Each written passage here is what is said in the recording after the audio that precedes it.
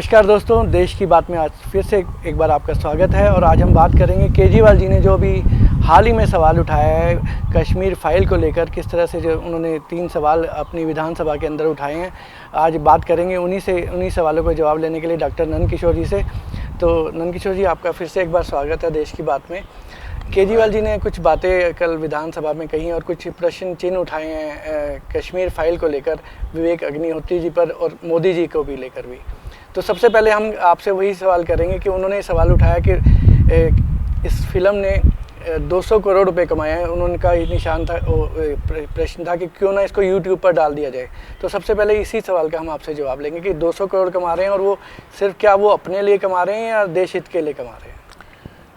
केजरीवाल का मैं ये समझता हूँ कि उस व्यक्ति का गिरगिट भी उससे देख के शर्माएगा। इस पंजाब के रिजल्ट के बाद वो फिर से अपना उसने गियर बदला है और वो मोदी जी के बराबर अपने आप को खड़ा करना चाहता है और इसलिए वो सीधा फिर टक्कर लेने की स्थिति में आया है। आप देख रहे होंगे, पहले ममता ने कोशिश की मैं नेतृत्व करूंगी, अब ममता ने केजरीवाल को बधाई भी नहीं भेजी पंजाब में या भगवंत मान को। ये पूरे के पूरे वो लोग हैं जो सेल्फ सेंटर्ड हैं और अपने लिए बनना चाहते हैं। आखिर कश्मीर फाइल्स, इससे पहले ताशकंद फाइल्स, विवेक अग्निहोत्री का क्या इंटरेस्ट है? वो एक साहित्यिक आदमी है, उसने फिल्म बनाई है मेहनत करके, रिस्क लेके, और पैसा लगाया है आशु अग्रवाल ने या उनके मित्रों ने 37 करोड़ 40 करोड़। पहले दिन से उसने घोषणा कर दी थी मैं इस फिल्म को कोई कमर्शियल मेरा वेंचर नहीं है, जो इससे आमदनी आएगी वो सारी आमदनी कश्मीर के पंडितों को रिहेबिलिटेट करने के लिए खर्च की जाए। किसी ने सोचा भी नहीं था कि अक्षय कुमार की फिल्म भी उस लहर में बह जाएगी जिस अक्षय कुमार मनोज कुमार की फिल्म में आज तक लोग, आज भी 26 जनवरी 15 अगस्त, तो उन्हीं की उसी फिल्मों के गाने हम रेडियो और टीवी पर देखते हैं। तो किस तरह से उन्होंने इसको कहा कि कमाई के लिए पिक्चर बनाई? मैं कह रहा हूँ इसलिए जिस आदमी को जैसी सोच है वो आदमी बिना कमाई के कोई काम नहीं करता।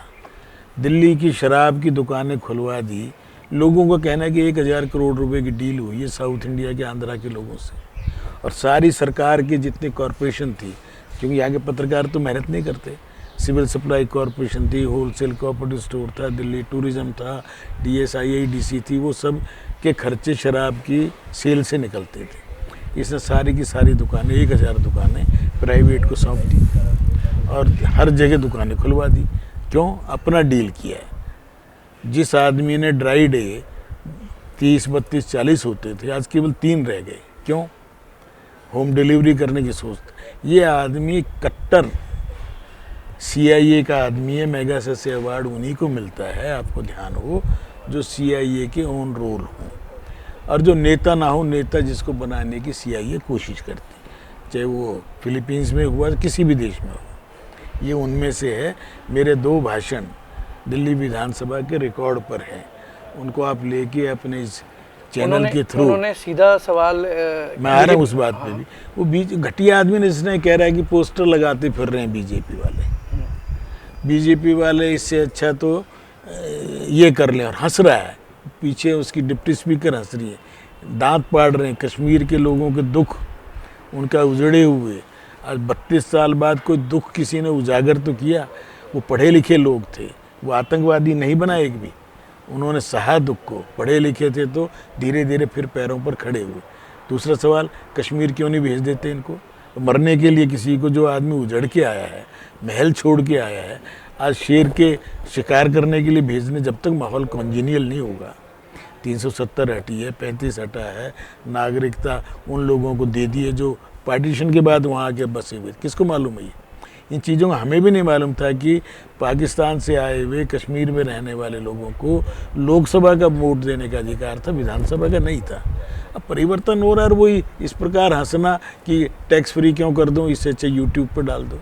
वो उसने सोचना है डाल देगा, आज डाल देगा, निकल डाल देगा। जब लोग, आज दुनिया एक दिन में, कल उसकी जो RRR फिल्म आई, एक दिन में 200 करोड़ का काम कर गई। व्यापारी लोग व्यापार के हिसाब से एक दिन में, और इसको चला है जब लोगों को लगा कि फिल्म है, सब्जी वाला भी देखने जा रहा है, सुबह के 6 बजे के शो में जा रहा है।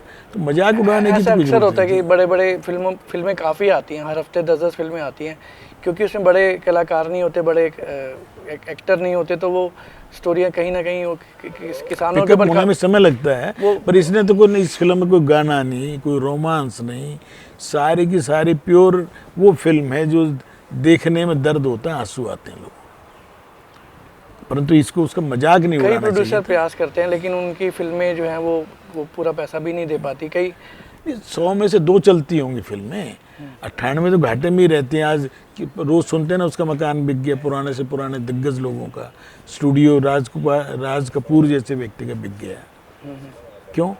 क्योंकि फिल्म एक जुआ है, जुआ खेलते हैं जिन्होंने कमाने के लिए। इस आदमी ने तो अपने दुख जिंदगी का जुआ खेला है, दोनों बच्चों को रिस्क लिया है, अपने संतान का रिस्क लिया है, और आज वो अलग बात है कि इस देश में राष्ट्रभक्ति जगी हुई है। ये एक दिन का तो काम नहीं, 8-10 साल में मोदी जी जब से आए हैं, जब से राष्ट्रभक्ति का जुआर धीरे धीरे कई बार उन्होंने चिल्ला कर 200 करोड़ की बात कही है कि 200 करोड़ कमा लिए, 200 करोड़। ये 1000 करोड़ भी कमाएगी तो केजरीवाल को क्या कष्ट हो रहा है? ये 10,000 करोड़ कमाए भगवान चाहे, और वो सारा कश्मीर वाले लोगों पे खर्च होगा। इससे जो वातावरण बनना चाहिए वो बन रहा है। वो पैसे को देख रहा है, हम ये देख रहे हैं कि लोगों की वो ज्वार उठा है भक्ति का, चाहे आंध्रा हो चाहे तमिलनाडु हो, पूरा देश एक होके खड़ा हुआ ना। जैसे उसमें जो बालाकोट के बाद हुआ था, या फिर सर्जिकल स्ट्राइक पे हुआ था। ये फिल्में कौन बनाता है? जो रिस्क लेगा। जी वाला स्टूडियो दे देता है, अग्रवाल जैसे 2-4 नौजवानों ने पैसा दे दिया। इसलिए केजरीवाल एक मूर्ख आदमी है। अब फिर से इसे सीधा प्रधानमंत्री सवाल बनने का उन्होंने मोदी जी पर भी ताना कि वो उसके चरणों में गिर गए हैं विवेक अग्निहोत्री के, अपनी मैं कह रहा हूं, राजनीति बना। क्या वो- इस तरह की नौबत मोदी जी पर आ चुकी है क्या? तुम्हें क्या लगता है वो केजरीवाल इसमें जी ने कमेंट्स करने लायक? केजरीवाल कोई कमेंट्स करने लायक आदमी ने, महाभ्रष्ट, इस देश का देशद्रोही। मैं ओपन कह रहा हूँ ना, मेरे पे करे केस। जिस आदमी ने विदेशों से पैसा लेकर, जो आके कहता है आज मेरे जैन के ऊपर आज शाम को ईडी की रेड होगी, बोला था ना झूठ। 2,500 रुपये स्क्वायर फीट में स्कूल बनवाए, 25,000 का उद्घाटन दिखाया, कल बजट में 14,000 दिखा दिए भाई। जो आदमी सुबह शाम कितनी झूठ बोलता है कि उसे भी याद नहीं है। उसे 1,72,000 नौकरियां बता रहा है वो सिसोदिया कल ही, और 3 दिन पहले ये 2 लाख बोल रहा था, हम दे चुके हैं, कल 20 लाख बोल दिए। चुनाव जीतते ही भगवंत सिंह मान ने 1 लाख करोड़ का पैकेज मांगा, और बात वही आ रही है कि दिल्ली की राजनीति फिर से पंजाब में दोहराने की बात है कि मोदी जी ने अगर पैकेज नहीं दिया तो सीधा कहेगा। पंजाब के लोग मूर्ख नहीं है।